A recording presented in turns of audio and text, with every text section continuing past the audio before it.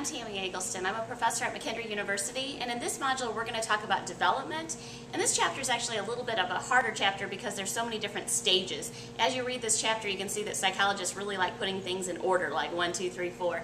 There's a few classic ones in this chapter that everybody should know, and the first one's Piaget. And Piaget actually had 4 stages that he says that kids and adults go through. The first stage he calls sensory motor.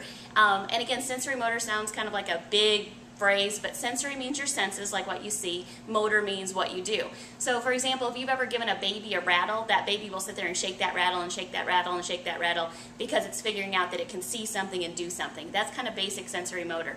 Then as the kid gets a little bit older, he moves into what's called the pre-operational stage. So he's not quite at operations, that's why it's called pre-operational.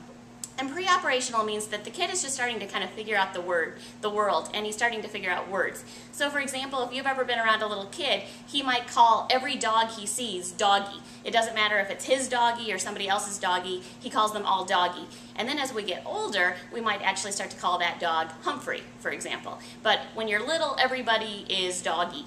One of the things that they really have to learn when they're little kids, and this is in the book and this is in a lot of videos, is what's called conservation. And this is a big deal where you take a glass of water and you take another glass of water, you pour the water into the glasses, and you'll actually find that a kid will say, yeah, that's the same amount of water.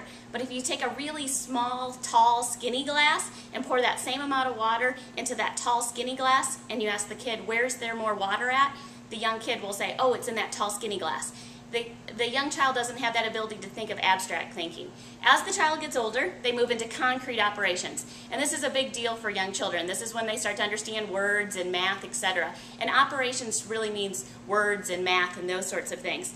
And then finally, the last stage, and this is where hopefully all of us are when we're 18 and above, and it's formal operations. And this is when you start to think more abstractly and more hypothetically. So Piaget is a big one. I want to give you one last one to think about in this chapter, and that's Erikson's. And Erikson actually has 8 stages. You don't have to memorize them, fortunately, but you should start to think about where do you fall on these 8 stages of development. Erikson started off and said, your first stage, you deal with trust. And that's kind of interesting when you think about it, that Erikson thinks if you don't have a trusting relationship with your parents or caregivers when you're really little, your whole life you'll never be as trusting of people. Then you go through things like shame and guilt and inferiority. One of the things that's exciting is between 12 and 20 is when kids start to figure out their identity. What do they want to do with their lives? Kind of who are they? And so a lot of college students are still trying to figure out who are they? What do they really want to be? As we get older, we start to deal with isolation and relationships. Do you want to live your life alone, or do you want to try to make a relationship with someone else?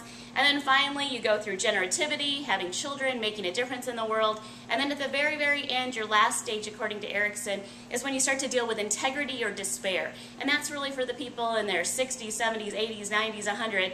Do they look back with their life and feel like, wow, that was a great life? Or do they kind of look back and have a lot of regrets? So I hope you enjoyed this chapter. There's a lot of stages, but hopefully you'll learn a little bit about yourself and the people around you. Thanks.